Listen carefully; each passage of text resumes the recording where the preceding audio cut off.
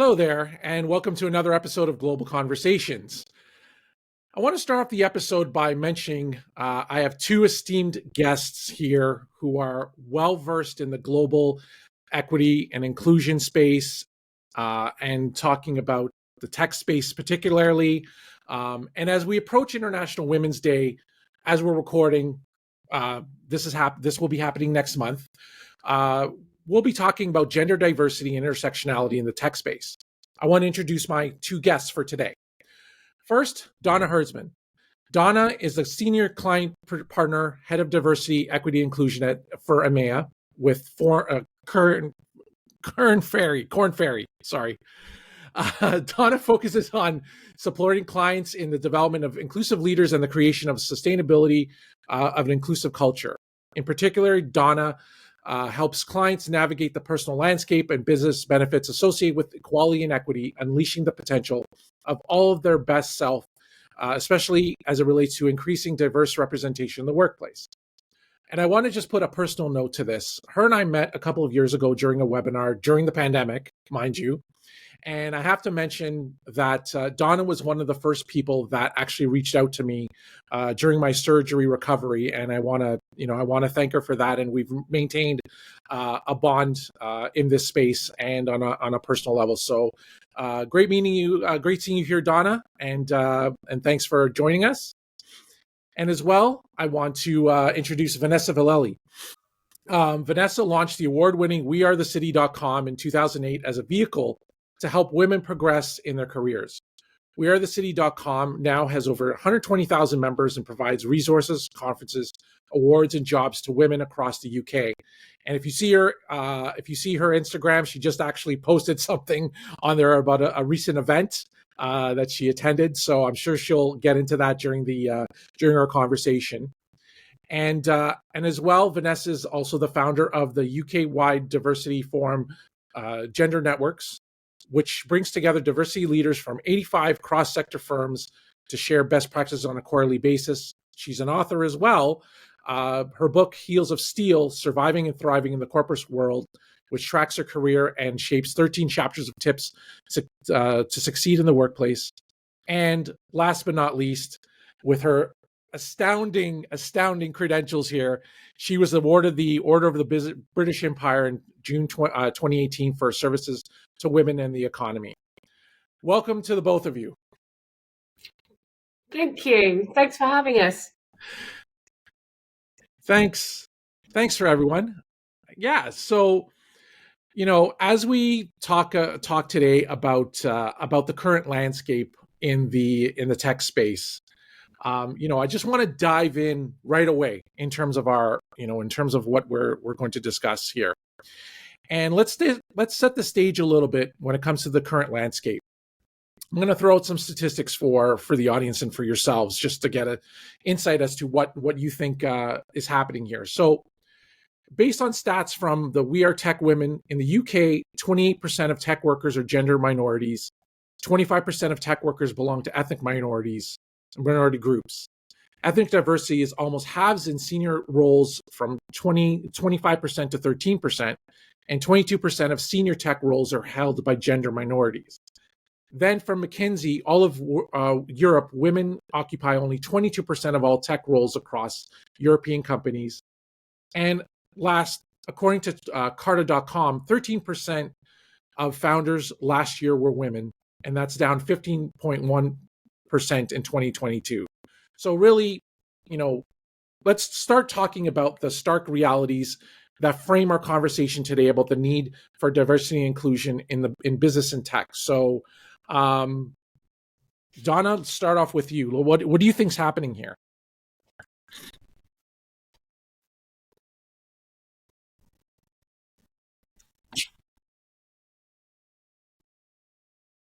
Mm-hmm.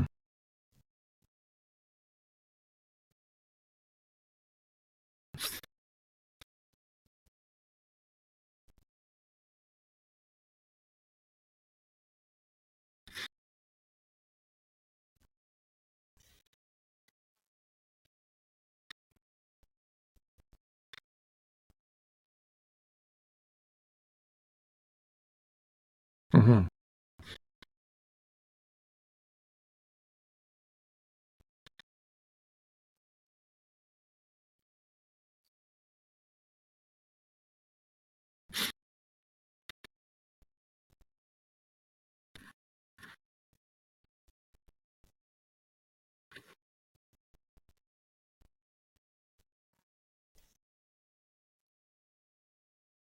Hey, what about me here? Come on.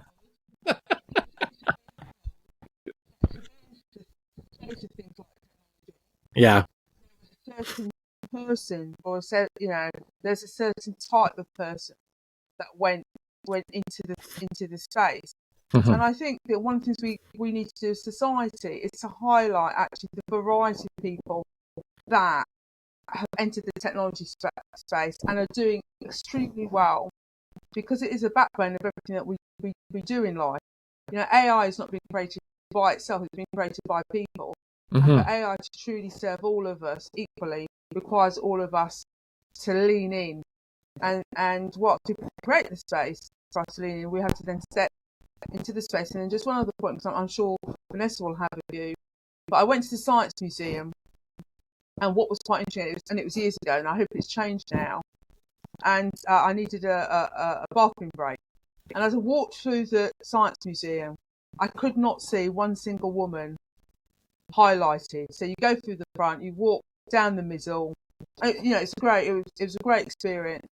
And the first time I saw somebody that was a woman that contributed to science, as highlighted by the Science Museum, was the smallest plaque I've ever seen. I only saw it because I just happened to go to the toilet and turn around. Otherwise, I would never have found it. And it was the first female surgeon who had set up a school in the UK to focus on operating on cancer. So famous. Many of us have, I'm sure, have really been able to benefit from the work she did. And she set up, and she trained many others as well. But I do wonder if I hadn't wanted to go to the toilet, if I would have ever been able to see her. So I think we've got, that we have a lot to do in order to showcase the fact that there are opportunities for all of us in the space of tech. And without all of this in the space of tech, then we won't build tech that actually supports all of us. Definitely. Vanessa, what would you like to add to this? Well, it's not a good news story, Andre, unfortunately. Yeah.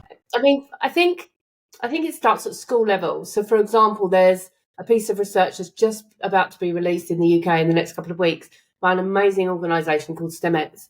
That actually alludes to the fact that, in our science A-level and degree, there is no kind of recognition of famous female scientists, right? So the absence of role models is there. Also, our curriculum in the UK for technology is very outdated. I think of my own daughter, she was the only girl in a class of 30 boys. She was learning about web development, and she was coming home talking to me about Dreamweaver, right? Which was a technology that we used kind of 10 years ago. So even if she'd have stayed in tech, the skills would have been obsolete by the time that she actually came into the market. And she got it out, right? She decided that she wouldn't do it. So we've got, I think, a big problem in terms of the attractiveness of STEM subjects in our school. I think that's further perpetuated by the lack of role models. I mean, we do our bit as social enterprises, charities, people with good hearts like Donna that will go into schools and tell our story. But, it's a small pool in a huge ocean in terms of the influence that we have. And again, we're plugging the gaps for our government that should be really doing stuff like this. So you've got like a big mismatch in terms of tech being attractive to young girls. And then if they do come into the industry, they don't see many women around. So sometimes they don't hang around, or they do hang around and then they hit all the barriers that we know that women in tech face. They get passed over for promotion, their ideas get stolen, they're stuck in jobs. There's no kind of internal mobility around for innovation or thing that's coming down the track. So you have issues like that, which start off at school and then obviously follow into industry. So I think when I started We Are Tech Women, which was about 8 years ago, We Are the City was started 16 years ago, then the percentage number for women in tech was 17%. And it's currently, depending on what report you read, 21 to 22%. So let's use that as a benchmark. If you think, so it's climbed, say, for example, 3 or 4% in 8 years, right? So we worked out if we continue on that trajectory, we won't reach parity with men to 2080. Now, I'm not just going to speak for Donna here, but I'm long gone by then, right? Yeah. So I'm not prepared to wait. So that is a hell of a long time. And the thing is, like, we had a big celebration over here, not big celebration, but there's lots of kind of bits of news. Like last year, it was like, wow, 17,000 girls, took GCSE technology, which is like our end of high school exam. And it was like, yeah, that's amazing. But then when you read the rest of the sentence, against a backdrop of 73,000 boys. So you know what the future's going to look like, even if you look at that basis, So we've just said there's been another piece of news that's come out in the last couple of days that, we're seeing an increase in girls taking degree level education in technology. And again, that's great news. But once they finish, how do we keep them in the industry and how do we keep them there? So it's this whole juggling ball act of let's get women into tech, let's keep them there, let's promote them, let's retain them, when they leave to have kids or they go on career break, getting them back. So it's an uphill struggle. Not to say it can't be done, but the pace of change is glacial from my perspective anyway. Yeah. And sorry, go ahead, Donna.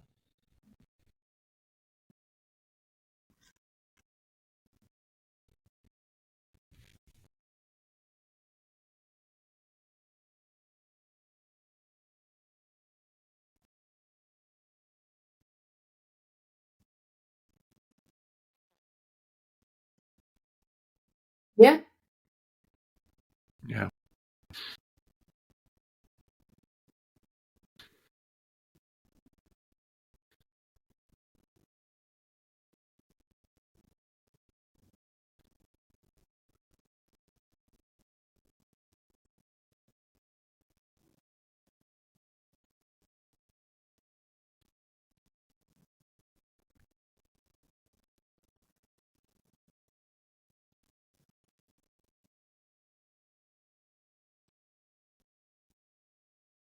Mm-hmm. Yeah.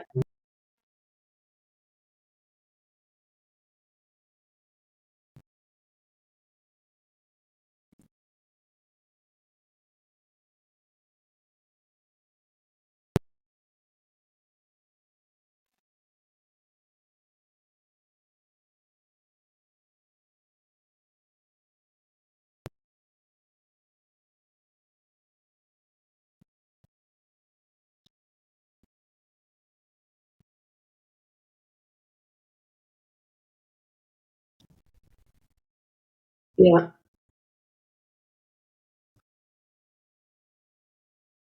Yeah.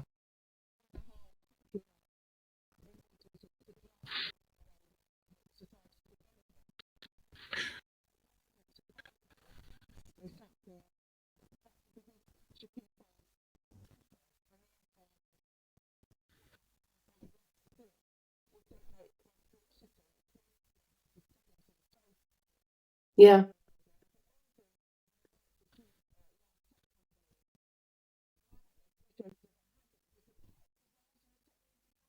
Mm-hmm. Yeah.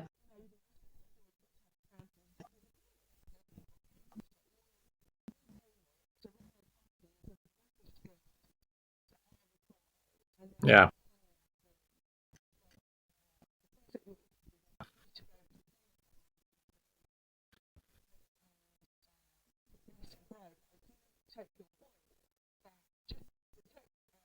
And the technology is not alone. So I don't want to point to tech and say you're the only ones that have got a problem. Nearly every industry you look at, Yeah. the higher up you go in the organisation, the smaller the number of women.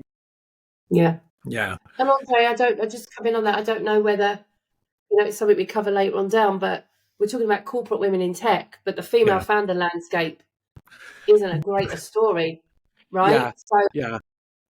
we've been doing a lot of work on that. I mean, in our country recently, they've changed the legislation around angel investing. So Yeah. previously you had to have 100K in assets to be able to angel invest. They've raised that threshold to 170K, Mm-hmm. which actually ostracizes a lot of women because of pay inequality.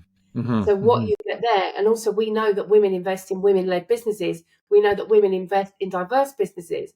So, for example, in the UK, there's 15.6 million women, and it's something like only 73,000, if I've double-checked that stat, Mm-hmm. are eligible under this new legislation to angel invest. So we're currently, there's a big coalition under the name of Invest Her that's lobbying our government to review that And it goes back to these decisions being made in rooms where women clearly weren't in, or no one's from a different ethnic background was in, to say, hold on, how does this affect us? So, I think it's something like 0.2% of funding goes to women to set up their businesses, and 0.01% to women of colour. So we've got a massive issue in terms of innovation in business, coming through when it comes to women. And then obviously we've got this extra one with women in tech, within industry as well. Yeah, and that's actually a great point, because that was the next question I was going to ask you, was about the VCs in this, and the lack of diversity and the lack of women in the VC space. Because also I had a conversation last year with someone by the name of Kathy Vasquez Quimotek, who spoke about more specifically Latina women and also Black women who are not, who only have a very small proportion in the VC space. And now you're talking about from the UK space, so it's prevalent globally that it's happening. Tech as in general. And, with that legislation in itself, and this is where you and I connected initially, Vanessa, was the fact of class and social mobility. And even that, and that's, with that legislation, again, it becomes a problem for entry into those spaces. So, these are in the VC and the VC and private equity. Yeah. And that's the problem. Like when you look and when you talk, and I'm sure Donna will allude to women that have set up their businesses that have gone to pitch for money. Yeah. They walk into a room of, often upper class men, white men, and that's a tough gig. We've heard research about women being given a harder time than men when they're pitching for money, honing in on topics that they wouldn't necessarily hone in when it comes to men.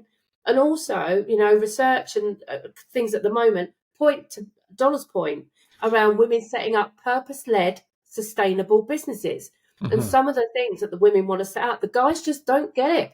Like, so for example, we recently did a listing with HSBC of 20 incredible female entrepreneurs, all with purpose-led businesses. And there's one lady that runs a period underwear company. Yeah. And when she was pitching for money, the guys just didn't get it, why this would be a problem. Do you see what I mean? Like, Martha, similar kind of, not a similar product, but in that kind of, menstruation space, when she was explaining to the guys what her product did, they had no clue because it wasn't their lived experience. So sometimes it's really difficult, when you get a woman that sets up a business and they bootstrap, right? And then they crowdfund friends and family, and then the business is getting bigger. It's like, right, okay, I need proper capital. Sometimes they walk into that room and the experience that they have and the fact that the people sitting on the other side of the table just don't get who they are, their background, what their product is. They walk out with no money. And, those women don't ever try to run that business again. And they just stay small, because of that experience. So we have a lot to do in that VC space. And Donna, you probably know, there's a lot of smaller companies who are taking that space back. Black communities that are like, we've got wealth, we're going to back these businesses, and which is, it shouldn't be that way. But, these businesses have got to be funded somewhere. So, we got a problem there as well. Donna? Yeah.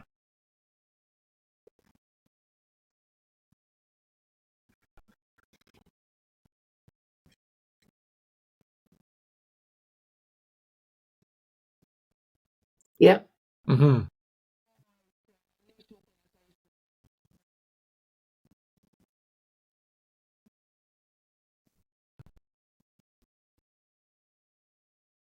Yeah.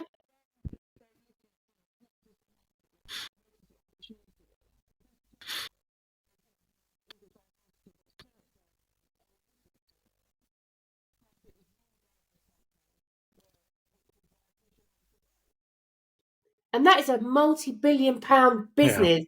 I was watching our Dragon's Den recently, and there was a black hair care product, and it's the same thing. She was pitching. I think we had, what's her name? It'll come to me in a minute. She's one of the co-founders with Kim Kardashian on Skins. I think she's got her own clothing brand. She's an East London girl who's done exceptionally well, but she got it. She was sitting on that Dragon's Den table, and she understood the need for that product. And she invested in her.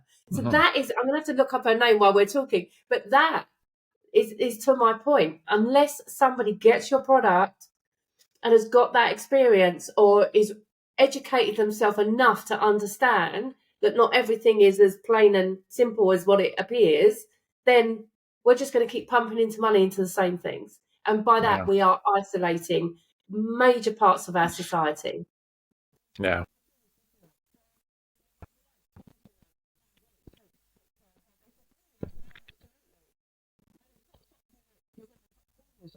Yeah.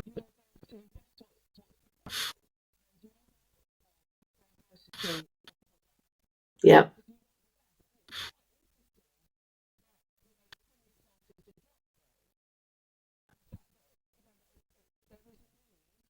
Yeah.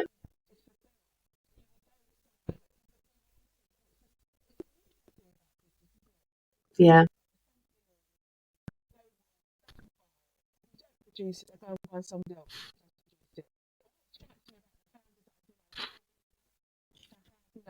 Fantastic network of people from different backgrounds, because it really helps me broaden my understanding, but also fulfills my curiosity, because I think the world's a fascinating place. Is how many founders tell me the reason they decided to become founders is because the organisations they worked in never embraced them for who they are, never gave them this space to really say, I've got these fantastic ideas, can we explore them? And to the point Vanessa made earlier on, they often felt that they were sidelined and not listened to. And that is, life is so short. Who really wants to live their life that way? So even though they set up their own businesses, it's really tough work, but they were prepared to invest in that tough work because it gave them freedom to express themselves. Even though getting funding is really hard, they're able to stand up and say, these are the things I really believe in, and I want people to understand I'm here to serve a need, but you have to trust me. And the more we can have, I think, diversity of experience and thought in these rooms where these discussions are happening, then the only people that can benefit is society. Yeah, agree. But also, Donny, what you're talking there is about, entrepreneurship, which we've been talking to companies about to wear blue in the face, the ability to let people innovate within these corporate organisations, to be entrepreneurial in their spirit and not just, follow the line around this is what we've always done, because that's what we're always going to get if we can kind of continue to do that. So I agree. And a lot of people dot out. I mean, I talk to a lot of corporate women that don't want to be part of the corporate machine anymore. So they set up a little side hustle. Like if we look at lockdown, I think we all realise one source of income is a bit of a scary track when things like that happen. Who's paying your bills? If, for example, you was somebody that went out and did a physical job and you couldn't do that physical job anymore. So I think a lot of women kind of was thinking, right, I have a little side hustle on the side, and deep down they'd love the side hustle to be the day job, right? But that road, as Donna just said, is a tough road, and to give up your income and a paying job to go and do that full time, which is why a majority of women's side hustles remain side hustles, because we can't walk away from the corporate money, right? And again, as I say, that isn't easy. It isn't just like, oh, I'm going to change a path. I'm not going to be a corporate worker anymore. I'm going to go and set up a business, and X, Y, and Z is going to lead me to earn a living, because there's a whole load of hoops that I have to go for that. And by the way, the lady that I was talking about is a lady called Emma Greedy.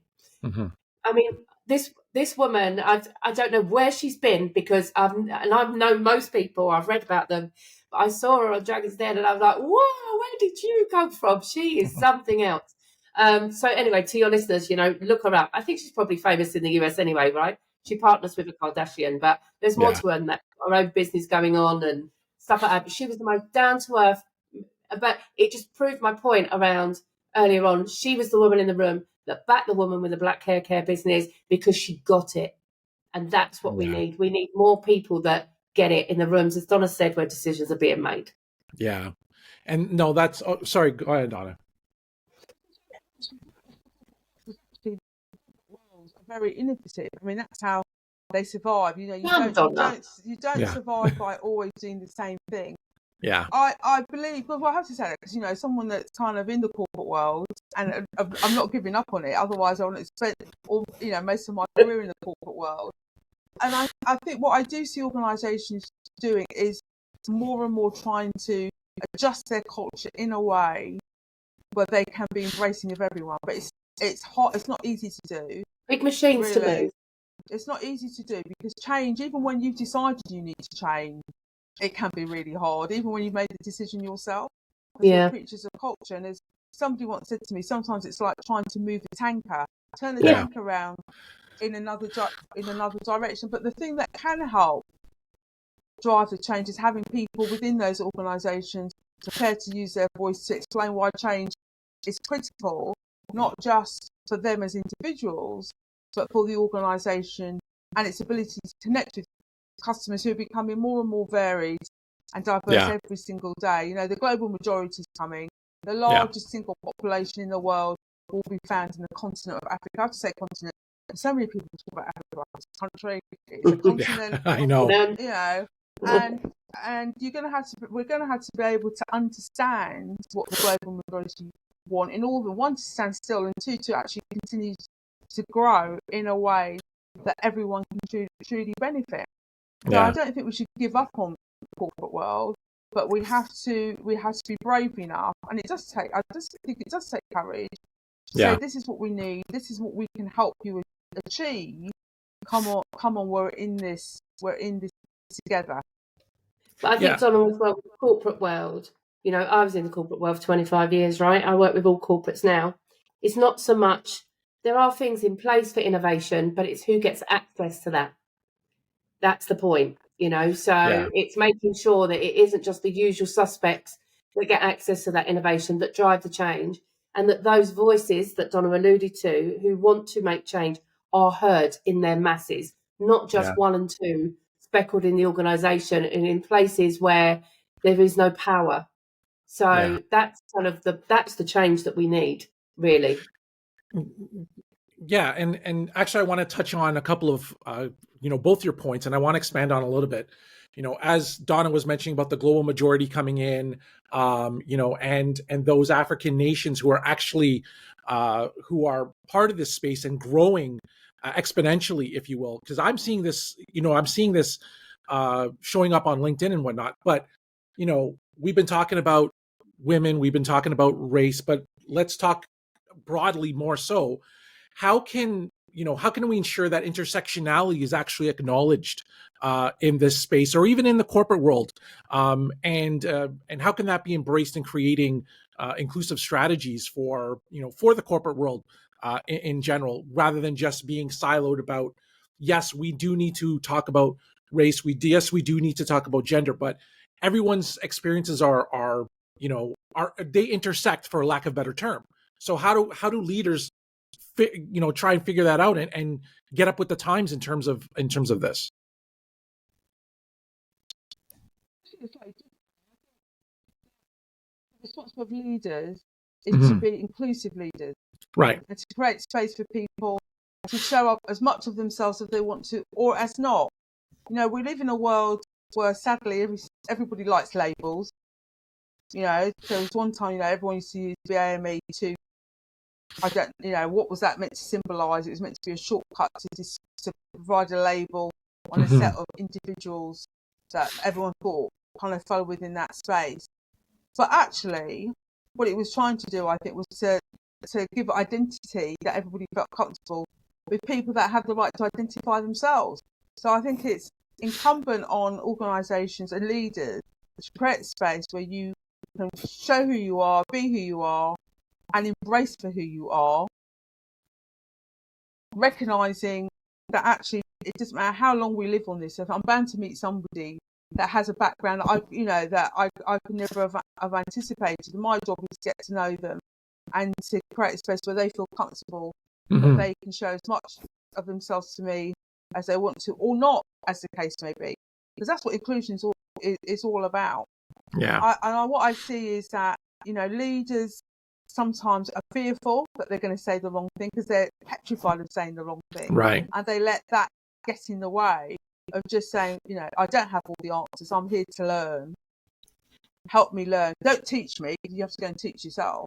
Yeah. But let me create a space where you can just be who you are. If you feel you need to explain something because your culture's slightly different, then feel free to do that. It's not negative. I want to hear your voice.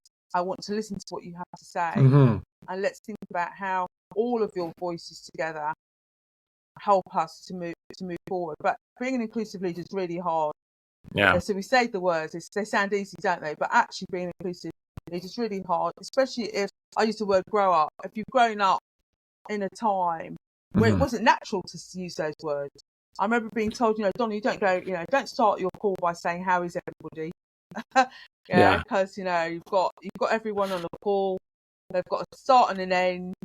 You've got your agenda. Just go for it. And I think what COVID has helped us do is unfreeze some of those things that felt quite strict Yeah. about how the way we engage with each other, because it almost become practice behaviour, and to begin to break down some of the barriers that enable us really to see people as people, but allow people to tell us how they wish to be addressed and how they wish to be seen.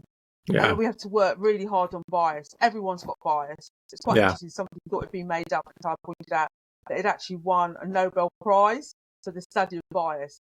So, for those that like science, it's there if you want to go and read about it. And we have to work really hard to ensure that our biases aren't the things that lead us to make decisions that we lead, or create the barriers that we force people to get over, because those are invisible barriers that nobody can ever get over. Yeah. And so we have to be really, I think, really, really conscious.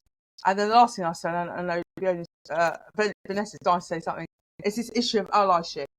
Yeah. Yeah, you need allies.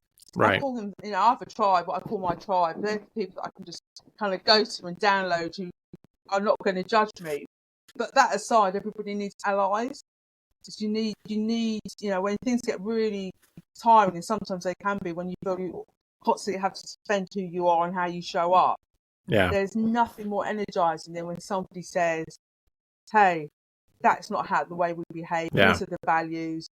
We all are accountable to the values we hold dear, whether that's in corporate world or in society, Vanessa, because I know it's not just corporate world, that we hold true to these values.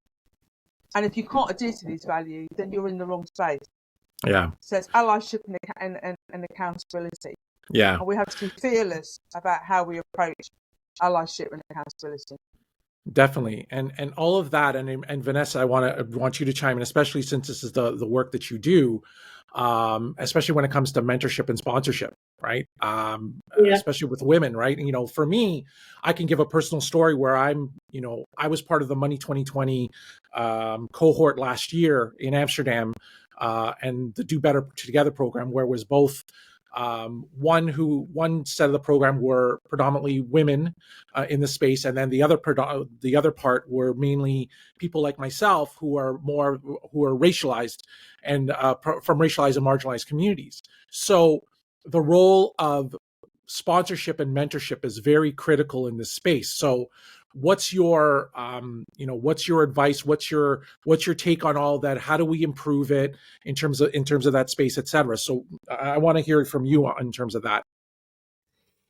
So first of all, I just want to go back on a couple of Donna's points, because I totally agree with her, right? In terms of, everything she said, a leader's job is to educate themselves. Excuse me. That's the first thing, but also to acknowledge their own privilege as well, just to add on to that, and to really think about how they use that for the greater good. And I think around bias, we was talking about this as a webinar that I might be doing around getting people together. Have kind of been around for about 15 years. And we were saying it's amazing to know what we didn't know back then and the things that we kind of focus on now, where we thought unconscious bias training. And unfortunately, some people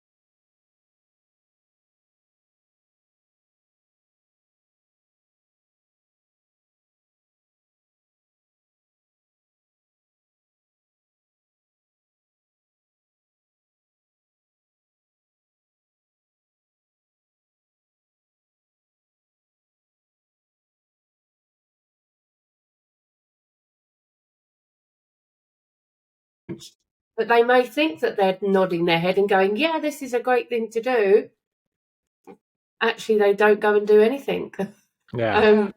So not to, I say, we got some great people in the world, right, that want to drive change. So I'm not casting assumptions on the whole of society, but we know it ourselves, because if we had everyone that was willing to go on this journey with us, we wouldn't even be having this conversation. D&I leaders wouldn't need to exist. I would be out of a job. Do you know what I mean? But we know that that's not the society we live in. I'd be on a beach drinking a cocktail. I love cocktails. I'll be with you. I love cocktails. And I think why is this all so important? I think it's because people just don't understand why we just think don't get on with it and drive the change that's needed. The world is feeling quite frightening at the moment, and yet there's still